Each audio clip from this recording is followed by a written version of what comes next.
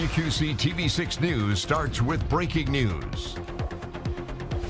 We have breaking news coming out of Rock Island County this morning. These two people were taken to an area hospital after a serious crash near Riverdale schools. Thanks for joining us. I'm Kyle Bales. Our TV6 crew was at the scene this morning, located in front of Riverdale Elementary School near the intersection of 94th Avenue and 256th Street, which is about 5 miles west of Hillsdale. According to Rock Island County Sheriff's deputies, a box truck collided with a car after the car ran a stop sign. Deputies say there were two people in that car. The driver was airlifted to Iowa City, while the other, a Riverdale student who was in the back seat, was transported to a local hospital. Deputies say the driver of the box truck is okay. The Riverdale superintendent told staff in an email that all passengers in the car were hospitalized but stable. We do not know their conditions at this time.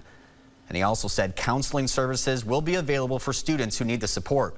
And this, of course, is a developing story and will continue to provide updates both on air and online as they become available.